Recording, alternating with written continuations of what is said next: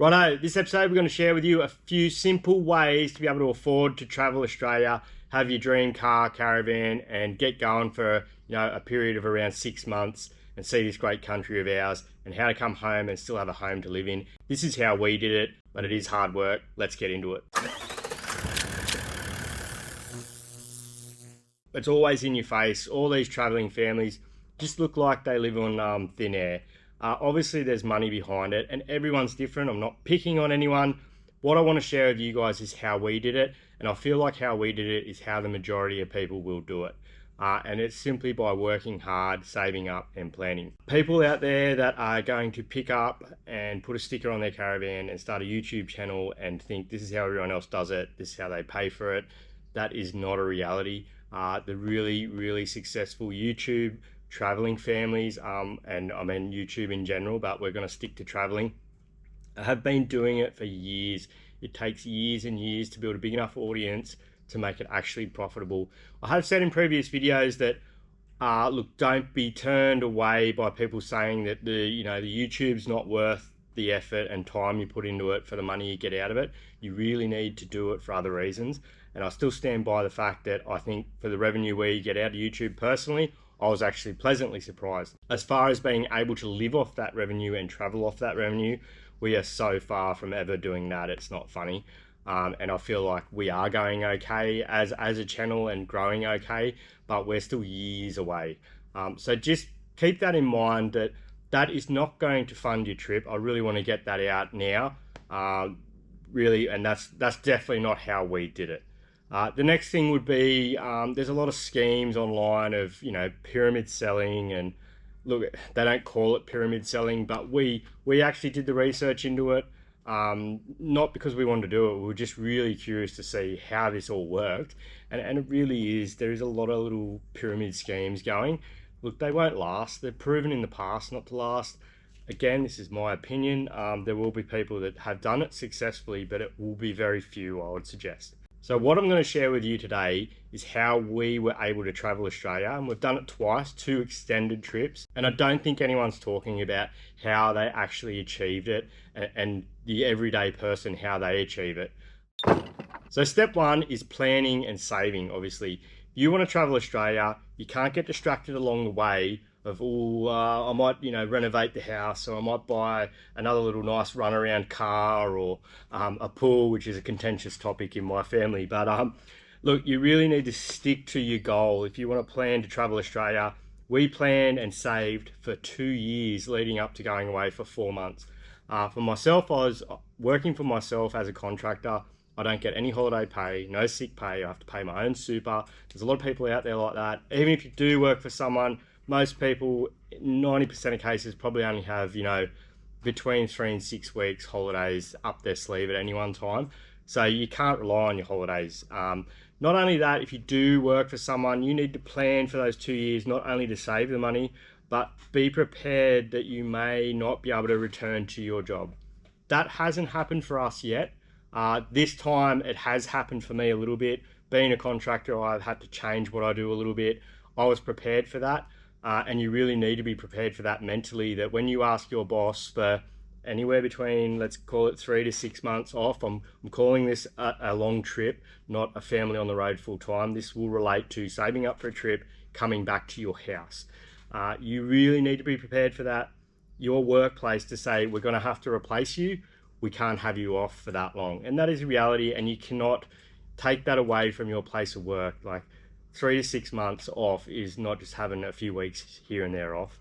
That is, you obviously, you would hope to think that what you do for work, they need to replace you with someone. Otherwise, you probably shouldn't be there in the first place. So you need to be prepared for that. We have been lucky where our workplaces have sort of covered for us and had temporary people come in, but we were 100% prepared that when we asked for the time off, if our bosses or who we work for said no, you can't have that amount of time off, we were prepared to say we were leaving. That is how much we wanted to travel, and you've got to want it that much, because it is a very big financial decision to leave your work for 6 months and the cost of setting up to go. So that's your work. Obviously, you got to work hard leading up. You need to stick to that goal. Like I said, don't get sidetracked by buying other things. and it's hard because then you're also preparing your vehicle and your caravan. And this relates to whether you've got a $20,000 caravan or a $200,000 caravan. You still got to prepare the vehicle and the van or whatever you're traveling in. So whilst you're saving to have that time off, you are also spending a bit on the setup. And that's just a fact with the style of travel it is, depending on how remote and off-road you want to go. And I would assume that most people watching this channel, it would be that style of trip. That would be mostly my audience. So I'll relate it to that. Look, so we did spend more than we wanted on the vehicle and the caravan. I never thought I'd buy the 79 series, to be honest. At the time, as everyone knows, money has been cheap. It's not anymore. Interest rates are going up. So at the time, for me, working for myself, it made financial sense. That was the time to do that vehicle. No other time in my life I could have justified it, and it has worked out for us. So you really need to do what fits right for you. There is no one size fits all as far as vehicles and caravans or anything to do with this topic, really. But what I will say is, whatever you decide to do, make sure it is right for you and not right for everyone else. Stick to what you want to do, what you want to get out of the trip, what you need out of a vehicle and a caravan. As soon as you start deviating and changing your mind, it will just cost you money. You need to stick to your goal. So how much does it actually cost? Look, this is a really hard one to answer, and it's a very personal question too. Look, there's a lot of, there used to be that $1,000 a week thing. I think that's well outdated. Personally, I really budgeted around the $2,000 mark, including our mortgage, phone bills, and any costs at home we had. And what are we for 16 weeks? Look, we were pretty close. We were a bit over that for what it cost us for 4 months. That's fuel, and fuel was skyrocketed as we left. We spent $8,000 alone on diesel to do a 20,000K trip. But when you are budgeting for the trip, just really, it's easy enough to try and gauge, and there's a lot of info out there of what it costs you to travel on the road, and it will vary with caravan parks and whether you go and do tours and things like that. But what you need not to forget about is those costs at home and all the little hidden costs. You have a pet to get looked after, and your mortgage and your phone bills still run while you're away, insurances. Your house will not be insured if there's no one living in it for over 6 weeks. I did know the answer to that, but now I'm not sure.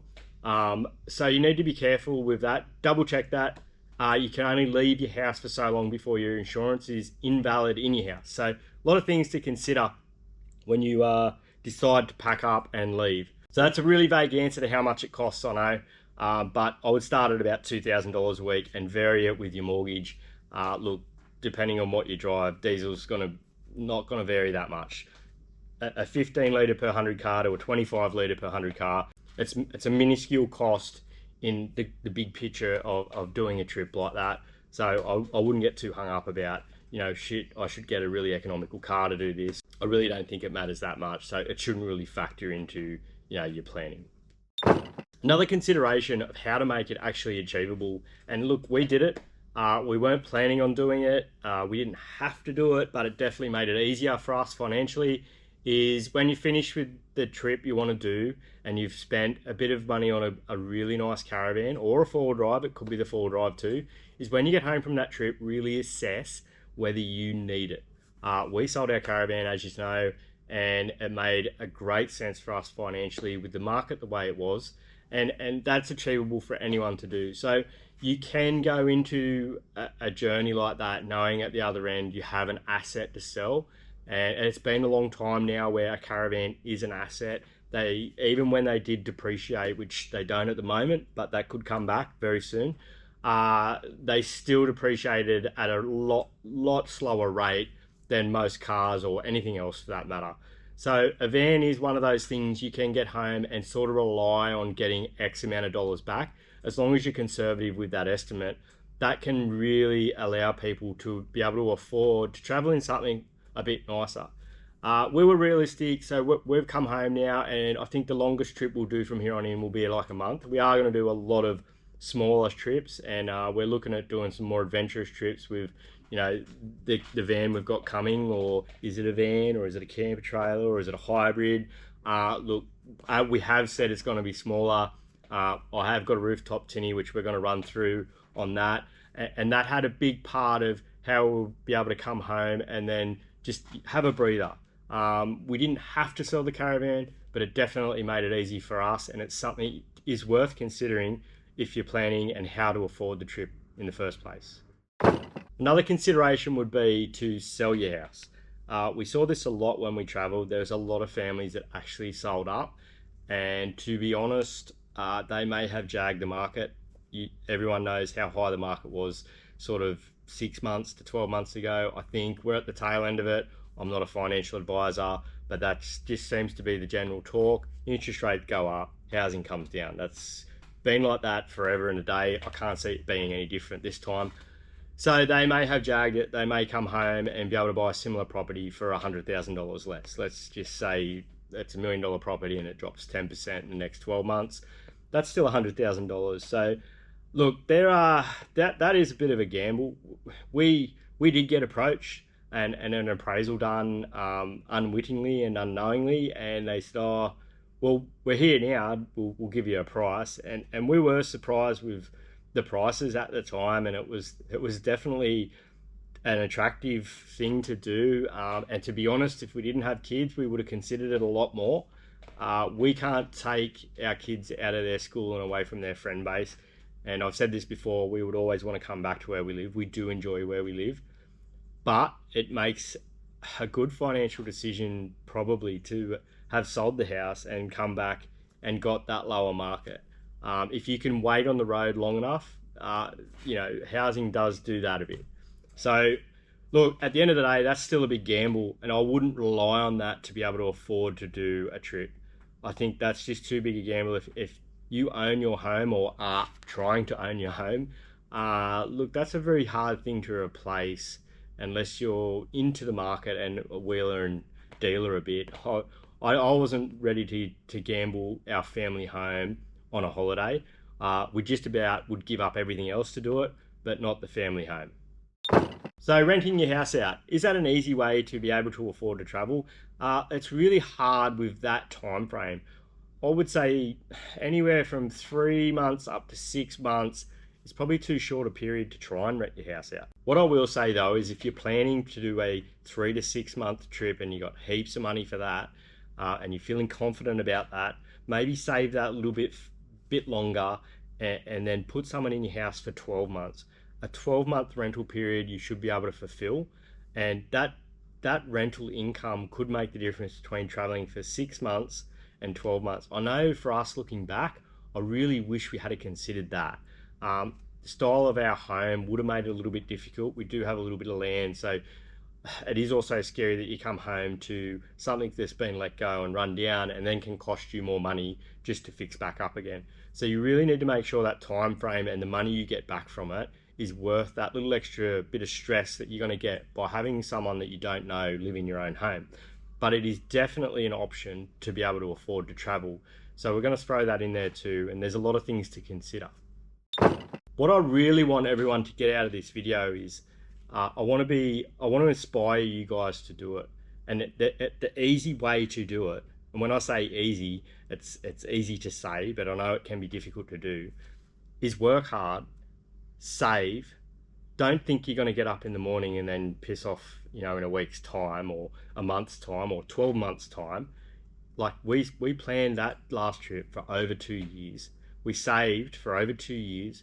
We didn't go and buy any other great big purchase or change cars or anything like that. Everything that we bought or purchased or saved was purely for that trip. For 4 months of our life, we did that for. And that's what you do need to give up if you want to do this sort of travel for the everyday Joe out there. We're not special. We're not loaded with money. We work hard. We've got regular jobs. If we can do it, we feel like most people can do it.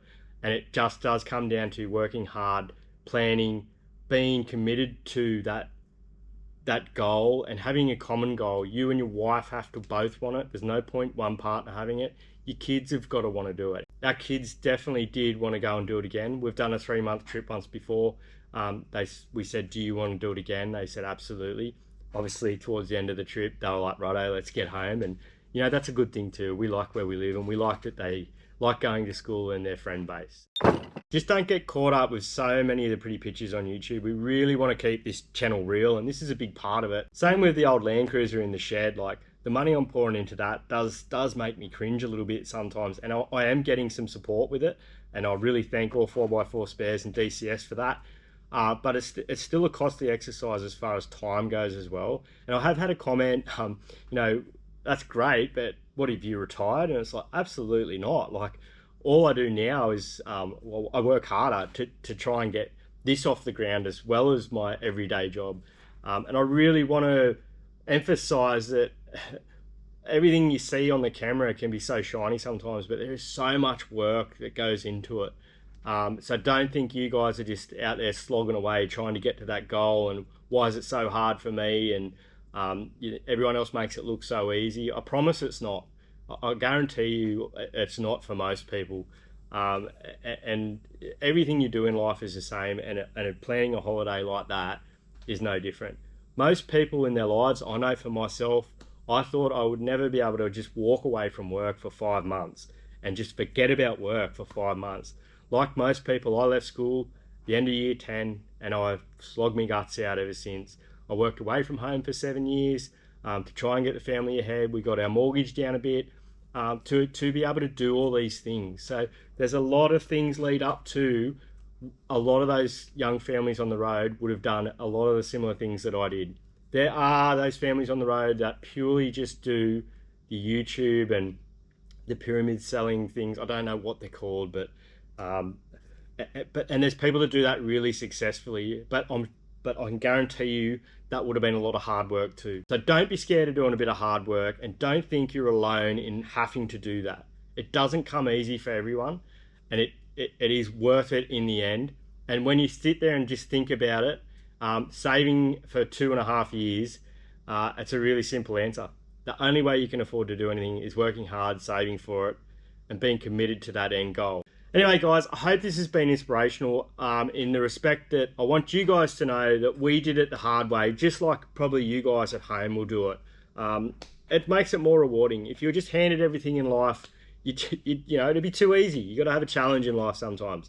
So when I got home, I was unchallenged, so I bought Lance, and you know, I'm really like challenged. Anyway, guys, that's enough of me rambling on. Don't forget, you only live once. Get out there and enjoy it. You will not regret it. Stick to your goal.